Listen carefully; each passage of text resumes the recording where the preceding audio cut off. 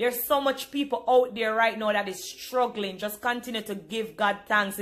It really breaks my heart to hear people complaining over some little things. And me I say, boy, look what going on in the world right now. Look how Father God humble way. And trust me, I'm telling you, there's so much people out there that's complaining about some little things. And look at what God has given us, just the gift of life. Yeah, Chaddy Marie, I'm your biggest fan. What a vibes!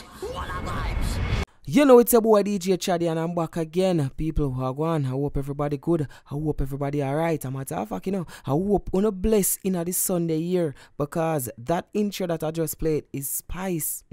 Spice Cup on her live for broke out and go and bad, but she no bother. She just listen some gospel song and I guess Jesus take over her soul, but it's a good look. And people, Spice are going good. Spice definitely are going good, because that would be one positive thing she do within the last 24 hours, and the second one is went on a live with she and Dr. Tufton. Yeah, that a Minister Tufton, the health minister. Them did up on a live and she asked him some question. It was like a interview setting, something like that. You see me? But may I try see if I can pick out some of the best points of the interview, which I must add. Spice did a very, very, very good job. She asked probing question. People, me think say Spice do a better job than some of the journalists them in a Jamaica. People, she go on good. But you know, say out of every positive, some little idiot have to come with their nonsense. So apparently this person tweet and say, why Spice? Why not someone less controversial? You see me? Because you know, say Spice is a very controversial person, you know. So Spice clap back and say, who else would you rather, since the messenger is more important than the message in 2020? Now one thing I know with people, like hear what good you do. You go have some me no want style nobody still cause Sunday, but you gotta have some idiot in a dictionary. You gotta have some idiot forward and say, yo, them not like it that way they are, you the wrong or something like that. Now pre this, Spice have over 2 million followers on her Instagram page. Zine, when you have a minister like Minister Dr. Tufton, the health minister, can forward on a live and Instagram live and hold a conversation with Spice for like a hour and a half, my have to say well done. You see me? My office say good job. My office say that's a good thing. But then you gotta have some little fool. I guess them not see the bigger picture. You see me? Because we all know say Spice controversy for true, but uno same people I say she should be less controversial. So isn't this a step in the right direction? Anyway, still, make we pray out the live. We not get negative no more highlight. Evening, Mr. Tufton, how are you? I'm fine, thank you. Thanks a lot for having me. Happy to be here. All right, and thank you so much for joining me. I'm happy that you did. No, it's great. And I know you're in my neck of the woods. I went to school in Atlanta. How is it? A lovely little town. Amazing. We're also on lockdown. I mean, we have up until 8 p.m. to get all our essentials, just as Jamaica. So Georgia is in a state of lockdown right now. We have up until 8 p.m. Yeah, no, it's you know, what people need to understand is that this is a global pandemic. It is affecting the world. You know, I was a little surprised when some people were commenting on whether or not you and I should be talking. And I said, why not? Spice has a big following. She's a Jamaican, but she's a citizen of the world. She has influence. And guess what? I'm Minister of Health and Wellness. I have a responsibility for all of Jamaica. And in a pandemic scenario, I have to deal with, contribute to healing the world. So I really am happy to be here. And I say to those who may think otherwise, that all of us count and all of us have to create a solution for the challenge. I'm happy that you raised that issue, Mr. Tufton, because one of the concerns that we are having is coming from the rural areas where we are concerned with people who is seeing this large group in the rural area and they're outside. And what the entire Jamaica needs to also realize is that when the COVID is spreading, it's not picking sections, it spread all across Jamaica. So it doesn't matter who you are, what color you pick, or who you vote for, or whatever. It is the whole entire Jamaica that will be affected. So I'm happy that you raised that. So one of my first questions for you is within the rural area, what are you doing for them to get the necessary information? Because some people are saying, oh, we don't have internet in the rural area. We're not on Instagram. We're not hearing this or we're not hearing that. Well, first of all, I have to really salute our public health officials across the country. We have an infrastructure. We have people in every parish, hospitals, health centers, 320 health centers, 24 hospitals, and every parish is represented. And those persons are on the ground in communities communicating the message. In addition to that, Spice, we have advertising, we have radio, TV. Some person, if you don't watch TV, then you listen to your radio. And you would be surprised how many Jamaicans have a smartphone. A smartphone is essential now. So they go on their Facebook and they go on their Instagram and other things. So we communicate through all of those platforms. And we also provide a number where people can call to get additional information. So we're not perfect, but we have tried to use every means necessary. And, you know, even in your case, with your following, we hope that some people watching who may not have heard follow up based on the information that we can provide. And we thank you for that. And that is why it's also good for you to be on my platform. I'm not sure why someone would not want you on my platform. With me having 2.6 million followers, there's a lot of people who probably didn't hear your message or hear from you who will definitely hear from you this evening. And that is why I want to make sure I get out as much questions as possible. I'm not sure how long you have with me, but I want to make sure that the entire Jamaica will hear about, you know, their concerns. So let me jump right into it. St. Catherine is on lockdown. I'm from Portmore, by the way. So not because I'm in Jamaica presently, it doesn't mean that I forget my people. So I have to, you know. All right, the alphabetical order is not being monitored properly, and a lot of people are concerned about the way how, you know, the government says you go out in alphabetical order. What is happening? There's a lot of chaos in Portmore. They're not practicing social distancing when they go out to do the shopping. What measures, what can we do to stop the whole jumble up of the shopping that is going on in Portmore? Because what I think I asked before I come, I got a lot of DMs as well.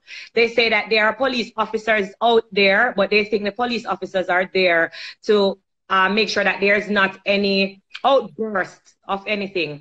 But there's not someone that's physically making sure that at, you know, 65 and older is there at this time. If your name is not N to H or however they do it, like everybody's just going out, waking up early in the morning and going out there. So first of all, Spice, and I appreciate that question, and you have a point. I mean, there are some long lines, particularly that relates to food shopping versus at supermarkets and so on. And that is as a result of some of the restrictions imposed. If you allow me, I want to first of all explain that the government of Jamaica, and this is not just my decision, we have the Honorable Prime Minister Andrew Holness, who is providing great leadership. The cabinet, we deliberate on these things, we discuss it. The reality is that we have had an issue in St. Catherine with the coronavirus, where we had one institution with approximately 1,000 employees, most of whom are from St. Catherine, and there has been an outbreak within that organization. The virus is very, very contagious, meaning that it spreads very easily. If I talk to you and I am too close to you, you can pick it up, and of course you go home to your family members, your friends. So the lockdown was a result of us thinking that the way to try and control it is to discourage movement. Now, I want to say that people need to understand that the last time we had such a public health issue was 100 years ago. That was the Spanish flu in 1918. The world has never seen this. So we're learning as we go along. Right. We believe that the decisions that we have taken was the right one. Now, we are prepared to review, and the Honorable Prime Minister, I know, in his meeting on Monday with the Cabinet, will review the measures But we feel that if persons observe what was told to them in terms of the alphabetical order, then we would not have had this kind of rush. So the truth is, some people not observing it. Now the police and others who are there are supposed to give guidance, and they are doing some of that, and as well as managing the movement. We are going to have to look at it again. We believe that the vast majority of persons are getting ahead, but the rush is happening in some places, and what we're going to have to do is look at it and see how we can restructure it. But it is a learning experience for us too. And I appreciate that. I just glanced at some of my comments, and they're saying it's happening in Spanish Town as well. So we're not leaving out Spanish Town area. It's happening in Spanish Town, Portmore as well. Some people are saying they went to the supermarket at 10 a.m. and they didn't get through at 5 p.m. And somebody also just comments, reduce the size of the group. But however, even if we reduce the size of the group, there are people in Jamaica who are not listening and they're not observing the government orders. So I would like the government to implement that. Take that into consideration. So if a police is at the supermarket to make sure that if your last name that starts with M, you're not supposed to be there, then you will be charged. I guess some strict measures need to be put in place, because everybody are going to just come outside and bungle up and create a chaos, and then we're going to blame it for Una like a Una and do nothing, when the truth is all of us are in this together. So you're just one person. So I would hope that moving forward, when they review it, that they will abide to that. Well, this is why I'm enjoying talking to you, because you have your followers, you have people who listen to what you say. We need the message out there in all quarters of Jamaica. And to the extent that you appreciate and understand what is going on, then we appreciate the fact that you're sending that message. But you're absolutely right. Persons need to just listen, try to listen to the directions that we give. Remember, no, no, Spice, this is in your interest as an individual. I'm talking about the people in the community. We don't want any Jamaican, whether in Portmore or Spanish Town, to get COVID-19. We're trying to protect you. So the actions of the government is not about the government. It's about you, but personal responsibility is absolutely critical. And so the message is very important, but following the instruction is absolutely critical. And I can appreciate that, because before I came onto the live today, I make sure to call as much people from Portmore to find out how it was operating. And, you know, the feedbacks that I got, it wasn't good. So like 65-year-old person was there with a younger person, and the younger person is arguing that me are going first and me first come, when the truth is that wasn't what the government said. Yeah. So you can't complain when you are not following the orders, because that is going to create a problem. Absolutely. But you know, we're gonna appreciate too that it is a rough period for Jamaica, as it is for the world. Mm-hmm. There is some panic. There is some fear of the unknown. And we kind of have to manage the process in a way that makes us flexible. So I'm not going to blame the people for everything, because I think government have a role to play too. But we are prepared to be flexible. We are prepared to adjust. We are prepared to assess, which is why if it means making some changes around the shopping hours, I'm sure the Prime Minister and the Cabinet will consider it and will take necessary adjustments when the time comes. Most definitely. Here is another issue that they are having now with the shopping and the concerns that they're having. The poorer class of people are not able to buy in bulk, because I made a video and I said, I see people lining up in long lines. You're not practicing social distance. Why are you waiting on the appointed time to run and get this and that? And they're saying, I can say that because I am able to afford to buy in bulk and stay home. What about the people who are like not working now? Is there anything that is being put into place where they will be able to get, I don't know, some form of support? Yes, we have made some adjustments in terms of providing support for those who are most vulnerable. The Minister of Finance made an announcement. We had it publicized on all media platforms, where persons who were working, who had to be laid off because of the slow time that we're in, and the shutdowns and the cutback of businesses, that they could apply. Over 400,000 Jamaicans, the last time I checked, applied for that support. And so they will be getting some assistance. In addition to that, members of parliament have been given a little support to help the most vulnerable in the society. But you're right. Part of the reason why we have to keep shopping establishments open, even with the shutdown, is because some people earn to live for one day. So Yes. their earning cycle is very short. So if Right. you shut them down, and they can't buy a week of grocery. Right. So we have to manage that, and that's why. But clearly, the alphabetical thing is a difficulty in some instances because people may be panic buying. And what we want to reassure Jamaicans that you don't need to panic, because it's not like we're going to do something that would make you not have for extended periods of time. So if you don't get it today, you'll get it tomorrow. And that's some message that we have to get out there. Right. And with that, I want to hold you right there. You say if they don't get it today, you'll get it tomorrow. Is it that we need to extend the days and not only give them 2 days? Because here's another issue that they're raising in my DM. They're saying, but Spice, if I should wait on the alphabetical order or wait on my turn, the amount of people who live in maybe St. Catherine, they may feel like by the time them reach, everything is done. The supermarket don't have enough food to last or to serve them. So they're panicking and they're trying to rush to make sure that they have the little to eat. Right. So those are... I want to clear that up if I may, because part of even with the restrictions, we do allow the suppliers of food.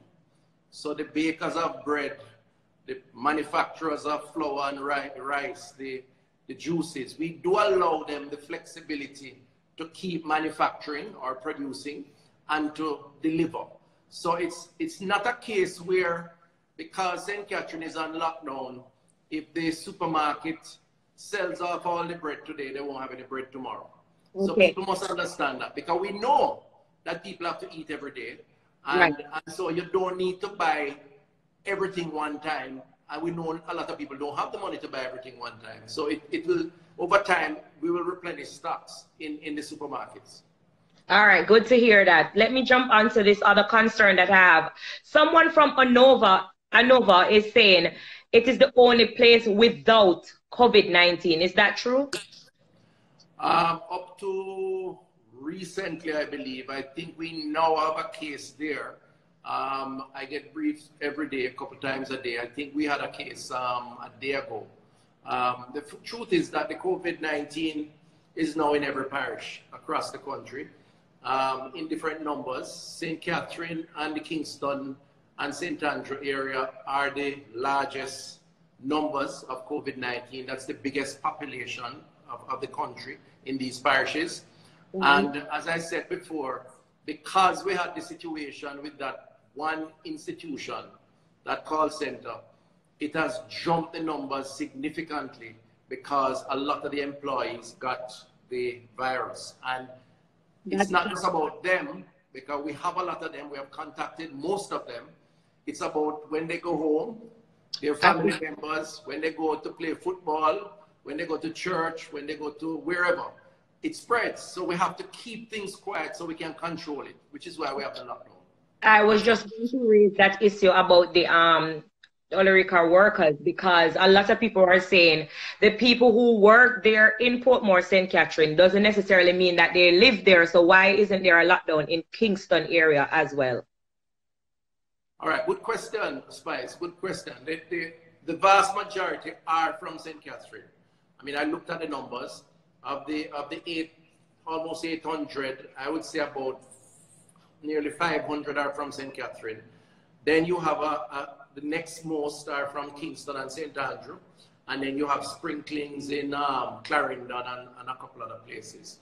So while we could have locked down the other places, again, our intention as a government is not to create disruption across the board unless it is absolutely necessary. So what we're doing with the public health officers is contact tracing those people in KC, but we felt it was so big in St. Catherine, we had to take that decision. Remember now, we had also done the same for 7 and 8 Mile Bull Bay, because that community we felt was exposed. We opened that back up. We did the same thing in Cornpeace in Southeast Clarendon. We just opened that back up. But wherever we think the virus is dominant and it is spreading, anywhere in the world you go, the approach is to stop movement for a while, identify the people who are vulnerable, and then treat those people by quarantining them or isolating them. That is how you're going to manage it. Okay, all right. Walk me through the process, because a lot of people are scared to go into quarantine. So I'm going through my Instagram page, I'm going through my DMs, I'm hearing from the people on social media. Walk me through the process, because what is happening when the government come out and say St. Catherine is on lockdown, you have a lot of people who call them family at St. Thomas, them call them family at Montego Bay. They want to move because they don't want to be locked down. And then some people who may have been exposed, like they know within themselves that maybe they went to that call center, they don't want to come in to be quarantined. Can you walk me through the process, because I'm not sure why people are feeling like it is a deadly process. What happens when you go into quarantine? Well, the first thing that people have to appreciate and understand is that quarantining, which really means just putting you in a place where you do not interact with other people. Or so it means therefore that you're not going to take them and put them with other COVID other people who have been exposed. I just want them to be clear on that, because that's why most people don't want to go into quarantine. So remember now, Spice, you can quarantine someone at their home. So you could say in quarantine at home for a month now. Exactly, right? So you can say to somebody, if you examine their home and they have a room and a bathroom access where they don't come in contact with the children or the grandparents or the wife or husband, you could say to them, and the health people will keep in touch with you, stay in that space for the next 2 weeks, because that's the time the virus takes to show. You could then quarantine also in a government institution, and we have several of them around the country. And all it means is that you stay in a room, you probably watch TV, you read a book, you listen to some music, you have your phone to make call, you have a bathroom that you can use. But the restriction, the major issue is that we don't want to expose you to others, because if you have the virus, the others will pick it up. So we're trying to protect you and protect others around you, your loved ones, your family members. And then we can also treat you if you have symptoms and signs, and then you move to isolation. Now, the difference between isolation and quarantine is that isolation is when you show that you have symptoms, you have the cough, you have the fever, you have the virus if they test you, they put you in a hospital and they treat you so you can get better. Some people are isolated at home in countries like where you are and in England and so on, because there are so many people with the virus. They make some of them stay home and treat them at home. Right now, we don't have as many, so we treat most of our positives at hospitals. But it's not a bad thing. It's really to protect you and to get you well, and so you don't infect other people. All right. My next question is, since many people have been laid off, I think we spoke about that already. Okay. And you said that the Minister of Finance is making some support for that. Right. Do you have an interest in any PBO?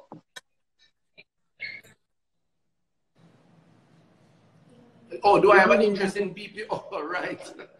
All right. So that question, that has been said, that I have some interest in a BPO. I am not shutting them down. First of all, let me just say I don't.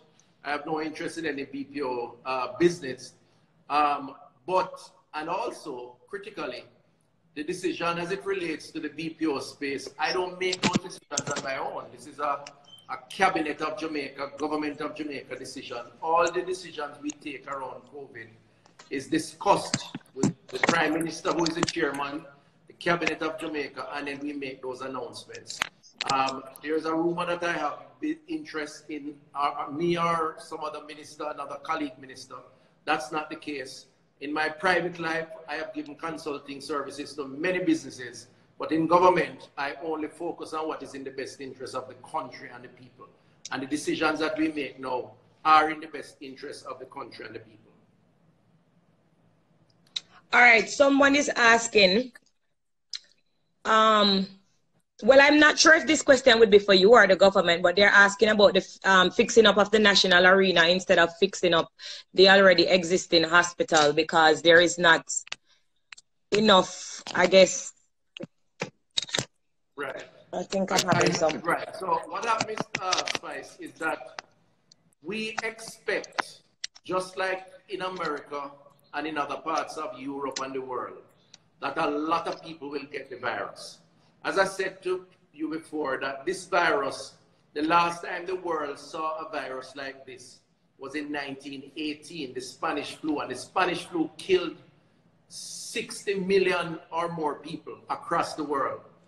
The way they had to deal with it was the same thing we're doing now. Social distancing, staying aware, shutting down, stopping movement. But the fact is, because of the numbers of people who will get ill, we have to set up our hospitals to accept them, but we don't have enough hospital beds to deal with all of them. So the national arena is being retrofitted, meaning we're transforming it for a while into a hospital by putting in partitions, putting in beds, and we're doing that to prepare for the possibility of a lot of people having the disease. Because as a country, as a responsible government, we don't want people to have it and they can't get medical service. And the truth is, many countries in the world are doing that. If you look in Europe, you see people transforming arenas into Most hospitals. Definitely.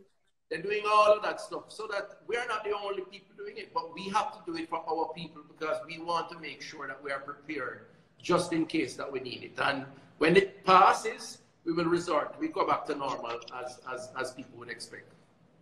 Someone is asking how many respirators does Jamaica have? All right, so we know we are just about 100 or a little over 100. That is a target that we had set for ourselves because based on how we think the virus will spread and the number of people who will need hospitalization and those who will be serious to require a ventilator, we think that would be a sufficient amount because different people will come at different times. Now, bear in mind, Spice, and I want to say that to Jamaicans and to your listeners, most people who get COVID won't need hospital. You know, next year this time, I believe COVID is going to be like the flu. There's likely to be a vaccine, and you get the vaccine just as how we used to get it. You build up your resistance. The population would have resistance because it's moving through the entire world. So you get it, you take medication, you get better. Even now, most people who get it don't need hospital, but those who need hospital, you're going to find a percentage of them that need it because it is severe. And those are the people we describe it as comorbid condition, meaning they are hypertension, diabetes, cardiovascular disease, cancers, and they are being treated for cancers. People over 65 whose immune system is weak. Those we call the vulnerable groups. So we have to try to protect them because if they get it, which is why we say to the BPO call center, the young people who work in there, you may be good if you get the virus, but when you go home to grandmother and grandfather, it's going to be difficult for them because they are not as strong as you are, which is why we have to manage those people and have the hospital service ready for them.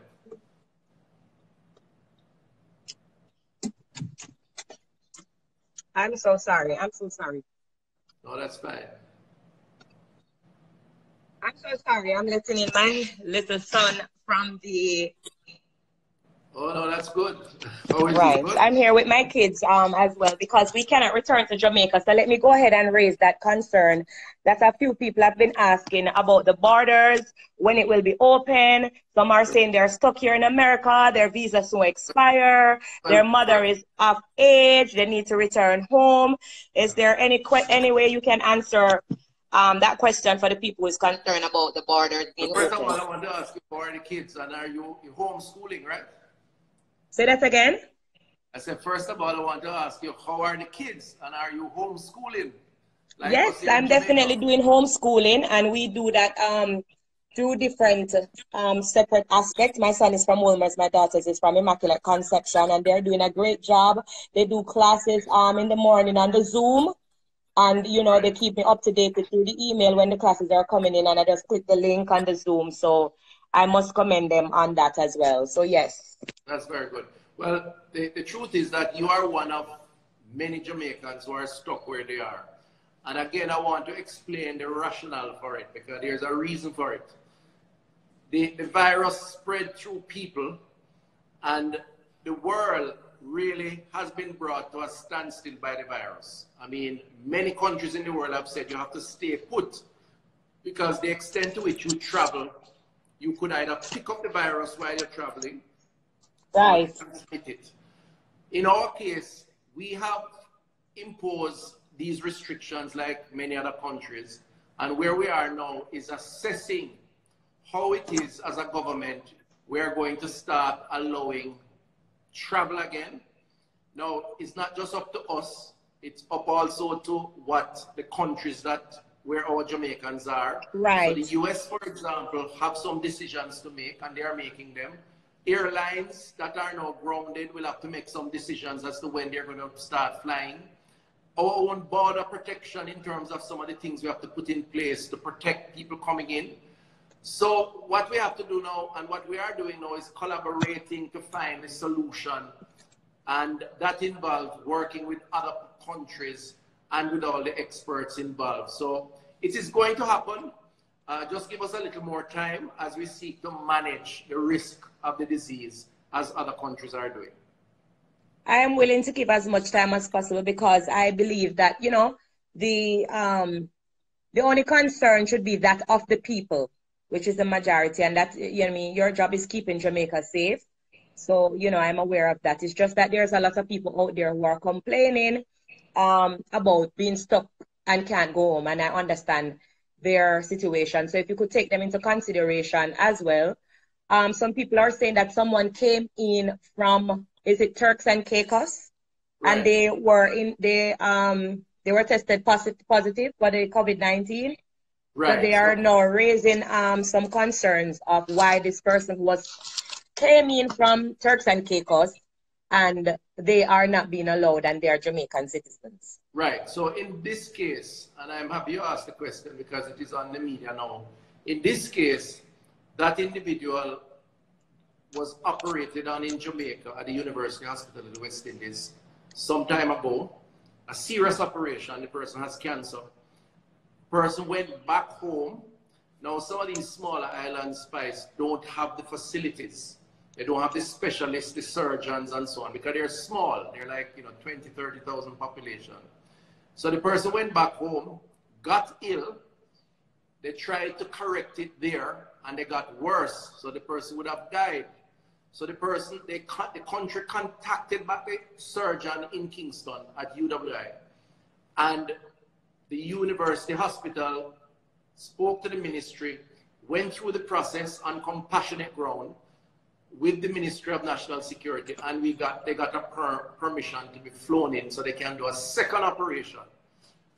They never knew and did not test until after the operation. They decided to check for COVID. And it is after the operation they realized that the person was positive. So the person was moved into the COVID ward, which we have at the university, and is being treated. But my information is that the doctors were well prepared. They were properly clad. I don't get the impression that anybody was at any major risk. And I may be not getting all the information because I just learned of this morning. But on the issue of the individual, the truth is, it is an ongoing case that a doctor was dealing with, and the person would have died if they never got the support of university. And we have to make some exceptions when it comes to life and death in these cases, and that's what we did. Which is understandable.